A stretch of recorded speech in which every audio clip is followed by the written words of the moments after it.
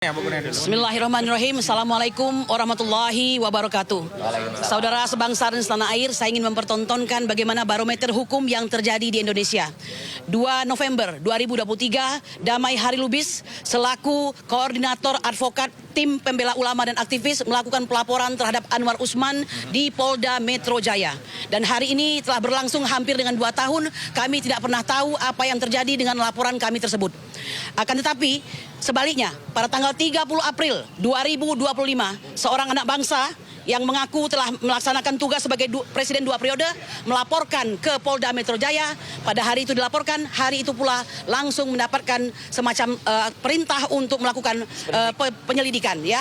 Dan akhirnya memproduksi pada hari ini 12 terlapor. Inilah wajah daripada hukum kita pada hari ini, pada ulang tahun ke-80 Negara Kesatuan Republik Indonesia. Kami ingin mengatakan secara terang dan telanjang bahwa hukum itu ternyata tidak dilaksanakan dengan sebaik-baiknya dan sangat disayangkan itu datang dari aparat itu sendiri. Saya ingin mengatakan laporan kepada kami yang 12 ini, ya, bukanlah laporan yang ujuk-ujuk, ya.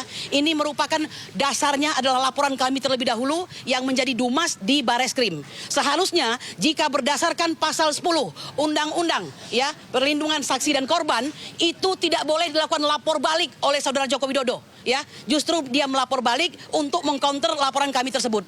Mengapa kami mengetahui? Karena kedatangan kami ke Solo itu harus kami akui bahwa kami mendapatkan intimidasi langsung, di mana beliau mengatakan bahwa karena ini sudah ramai, maka saya akan menempuh jalur hukum.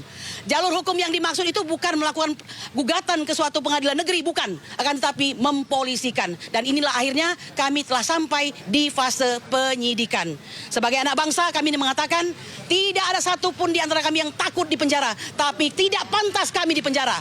Justru yang pantas di penjara itu adalah orang yang telah melaksanakan tugas sebagai pemimpin bagi negara ini dan banyak melakukan abuse of power, banyak melakukan kebohongan-kebohongan, dan bahkan disinyalir ijazahnya yang menjadi dasar dia untuk mencalonkan diri sebagai seorang pemimpin disinyalir palsu, ya. Saya ingin mengatakan bahwa ada banyak anak bangsa yang gara-gara ijazah ini menjadi hilang kesempatan baginya untuk bisa menjadi pemimpin bangsa. Ada banyak anak bangsa yang baik, yang hebat, yang pintar, yang cerdas, yang semuanya itu sesungguhnya tidak bisa dibandingkan dengan apa yang dia dapatkan pada hari ini, ya. Nah, oleh karena itu, dua hal. Jika kau memiliki ijazah, ya Bapak Jokowi yang kami hormati, lalu Anda tidak menunjukkan, itu berarti ada mens rea, apalagi digunakan untuk memenjarakan orang.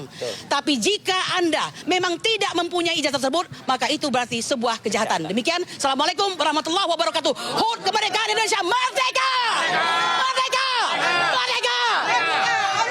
Pak Kosinudin, mana? Biar di plus dulu. Kalau nanti ada pertanyaan silakan. Ada pertanyaan cukup ya?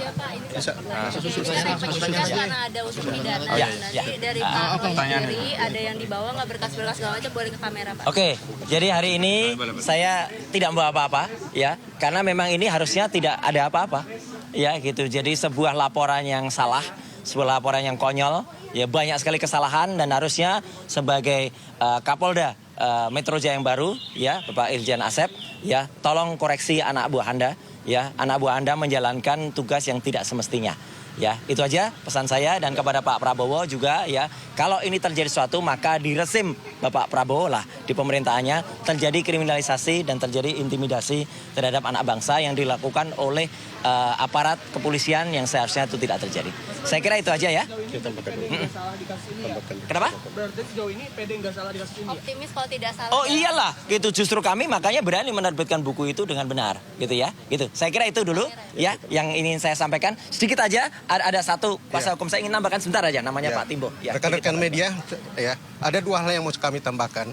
Pertama, kami akan nanti memprotes tentang legal standing Dirtipidum untuk memeriksa klien kami. Ya. Karena perkara ini adalah perkara harusnya di Krimsus, ya. Karena menyangkut STTP yang diatur dengan oleh Undang-Undang Sisdiknas sama Undang-Undang Pendidikan Tinggi. Nah, klien kami juga adalah masyarakat pemerhati pendidikan, sehingga berhak untuk membongkar semua permasalahan ijazah ini sampai tuntas. Ya. Itu nanti akan menjadi keberatan kami ke penyidik. Ya. Terima kasih. Ya, terima kasih. Tutup. Ada tambahan dari Gafur satu hal. Silakan. Ini biar kita tahu hukum nggak timpang. Kuasa hukum kita juga, Pak Abdul Ghafur. Jadi teman-teman media, saya ingin menyampaikan satu hal terkait dengan kasusnya Sylvester Matutina. Ya. Kasus Sylvester Matutina hari ini kan dijadwalkan untuk disidangkan. Ya, kasus ini menunjukkan ada suatu kesenjangan hukum dan disparitas hukum yang luar biasa.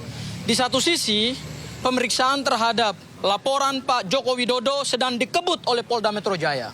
Tetapi di sisi yang lain, aparat penegak hukum sedang mempertontonkan suatu penegakan hukum yang tidak berimbang, yang tidak adil, yang pilih kasih, ya, yang tidak sesuai dengan KUHP, melanggar asas legalitas, melanggar semua tatanan sistem hukum kita. Kenapa?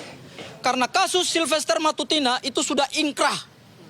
Dan hari ini kami mengharapkan kepada Kejaksaan Negeri Jakarta Selatan, dan kami juga sudah mengirimkan surat mewakili tim kuasa hukum Pak Roy Suryo CS, itu kepada 3 pejabat di Kejaksaan Agung Republik Indonesia. Yaitu pertama Pak Jaksa Agung ST Burhanuddin, kedua Jaksa Agung Muda Bidang Pengawasan, dan ketiga Jaksa Agung Muda Pembinaan. Silakan Pak ditindaklanjuti. Karena hari ini Saudara Sylvester akan menghadiri sidang perdana permohonan PK. Dan berdasarkan pasal 265 KUHP dan dan Surat Edaran Mahkamah Agung nomor 1 tahun 2012 terkait dengan PK di bidang pidana, maka pemohon PK dalam hal ini Sylvester Matutina wajib hadir.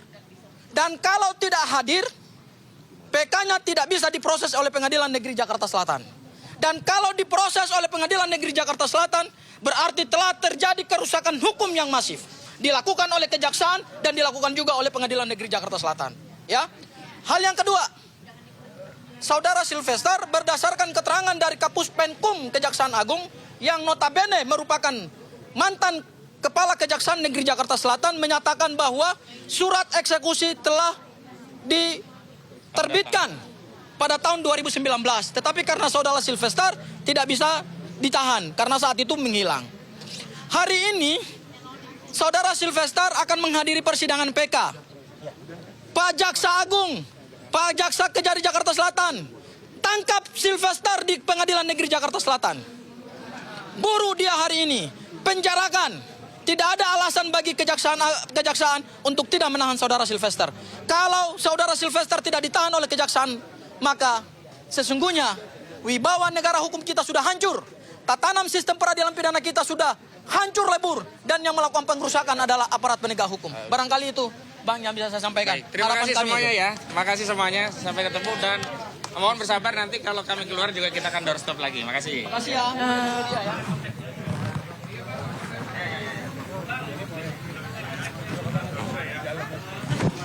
Mas.